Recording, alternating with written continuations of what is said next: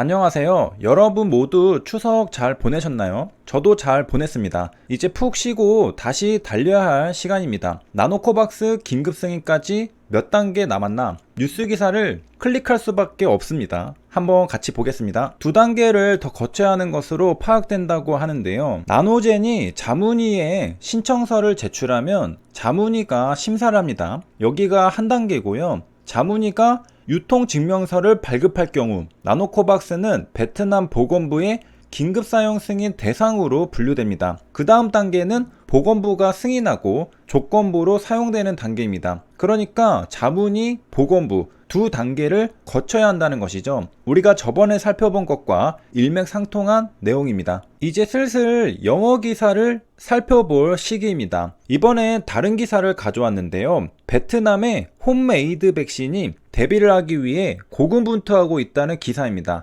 열심히 막판 스퍼트를 하고 있다는 소리죠. 여기 보면 나노코박스를 프론트러너라고 칭하고 있습니다. 프론트라는 단어는 앞쪽이라는 뜻이죠. 그러니까 나노코박스는 앞쪽에서 달리고 있는 러너라는 겁니다. 선두주자라는 뜻이죠. 경주에서 우승할 가능성이 높은 선두주자를 프론트러너라고 합니다. 그런데 나노코박스는 화이자, 모더나보다는 느리죠. 아마 베트남 홈메이드 백신들 중 선두주자가 나노코박스라는 의미일 겁니다. 또는 현재 임상개발 단계에 있는 300개의 백신 후보 물질들 중에 선두주자라는 의미일 겁니다. 화이자, 모더나가 비정상적으로 빠른 것이었지 다른 백신들과 비교하면 나노코박스는 굉장히 빠른 편이죠. 참고로 우리가 프론트라는 단어는 프로그래밍에서도 사용합니다. 프론트엔드에서 사용하는 언어는 HTML과 CSS가 있습니다. 프론트의 반대는 백인데요. 백엔드에서 사용하는 언어는 바로 파이썬이 있습니다. 다시 기사로 돌아와서요. 소제목으로 나노코박스를 선두주자라고 명명해주고 있죠. 여기 보면 올해 2월에 아마도 나노코박스를 접종하고 있는 모습입니다. 본문을 보겠습니다. 여기에서 레베지스라는 단어를 사용했는데요. 질병으로 인해 데미지를 입었다는 뜻입니다. 베트남이 정말 데미지를 많이 입긴 했죠. 그러니까 백신이 필요하다. 이런 논리의 배경 설명이죠. 그래서 나노코박스의 대비는 어떻게 되었느냐? 푸시백이 되었다고 말하죠. 미루다, 연기하다 라는 뜻입니다. 우리가 이미 알고 있는 이야기라서 새로울 건 없는데요. 한번 미뤄진 사실이 재탕되면서 외신 뉴스 기사로 재생산되고 있는 걸 확인할 수 있습니다. 우리가 오늘까지 두 가지의 나노코박스 외신 기사를 살펴봤는데요. 제가 느끼기로는 불확실성을 강조하는 느낌입니다. 뉴스 기사라는 게 정확히 가치 중립적일 수는 없습니다. 조금이라도 긍정이냐 부정이냐 갈리는데요. 아무래도 보안 서류를 요구했던 것 때문에 외신 뉴스 기사들이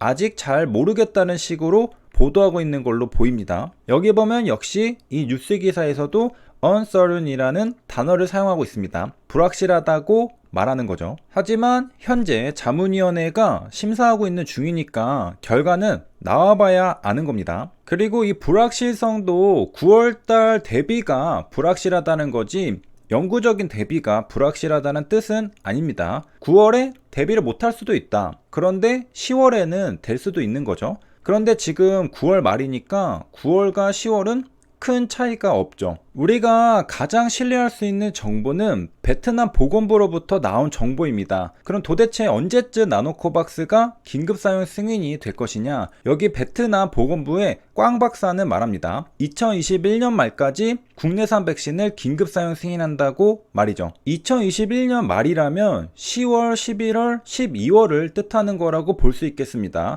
빠르면 9월 말이고 정말 늦으면 12월이라는 소리겠죠. 이건 베트남 보건부 소속 박사가 밝힌 의견입니다. 그리고 베트남 보건부 차관은 나노코박스 추가 신청서의 제출은 9월 15일 이전까지 이루어져야 한다고 재촉한 바도 있습니다. 빠르게 심사하겠다는 의지를 보여줬죠. 그러니까 우리가 이 뉴스 기사를 어떻게 해석해야 하느냐? 9월 달에 나노코박스가 긴급 사용 승인이 안 될 수도 있다. 9월이 안 되면 10월이나 11월, 정말 늦으면 12월이겠죠. 지금 벌써 9월 말이죠. 그러니까 긴 호흡을 가지고 마음 편히 기다려야 한다는 겁니다. 이건 베트남 보건부의 꽝 박사의 말을 믿는 겁니다. 보건부 차관도 자료를 빨리 보내라고 하는 걸 보면 적극적으로 심사를 하려고 하는 것이지 거절하려고 하는 것처럼 보이지는 않죠. 나노코박스가 조금 미뤄지면서 베트남은 현재도 백신이 부족할 거라 예상할 수 있는데요. 9월 14일을 기준으로 베트남에는 150만 도스의 아스트라제네카 백신이 도착했다고 합니다. 화이자, 모더나, 그리고 이번엔 아스트라제네카입니다. 이건 프랑스와 이탈리아 정부가 지원하는 겁니다. 백신 외교일까요? 미국은 미국의 백신 모더나를 보냈고 유럽은 유럽의 백신 아스트라제네카를 보냈네요. 베트남을 서방 국가의 편으로 끌어들이려고 하는 듯이 보이죠. 한국도 베트남에 100만 회분을 지원한다고 합니다. 아직 어떤 백신을 지원할지는 결정되지는 않았다고 하는데요. 고마우니까 포옹을 하고 있죠. 국내 접종에 충분히 활용하고도 남는 여유 물량을 보낼 예정이라고 합니다. 그러니까 남는 백신이 있다면 그 백신을 보내겠다는 겁니다. 그래서 결정되지 않은 거죠. 남는 거 어차피 유통기한이 있으니까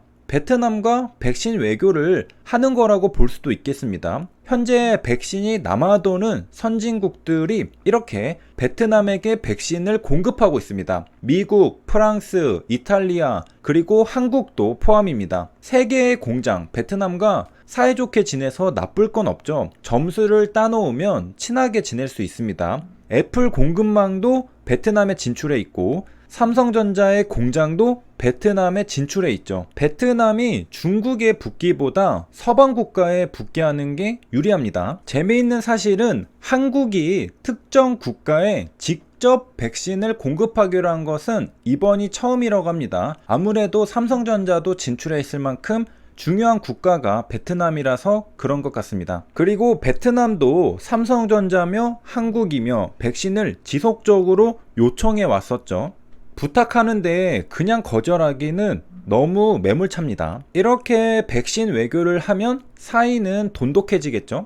다른 한편으로는 백신 불평등에 씁쓸하기도 합니다. 선진국들은 백신이 부족할 때는 자국 국민부터 접종을 하고 이제 남을 때 주변 국가에 나눠주면서 백신 외교를 합니다. 당연한 순리겠지만 이래서 국력이 중요한가 봅니다. 한국은 언제 진입했는지도 모르게 순식간에 선진국의 반열에 들어섰고 이제 백신이 남아서 베트남에 직접 공급하기도 합니다. 기승전 국뽕인데 한국도 정말 대단합니다. 이렇게 해서 이번 시간에는 베트남 승인 단계는 2단계가 남았고 9월의 대비는 불확실하다는 뉴스 기사를 살펴봤고 2021년 올해 말까지 긴급 사용 승인이 되지 않을까 하는 베트남 보건부 박사의 말도 들어봤습니다. 여기까지 시청해주셔서 감사합니다.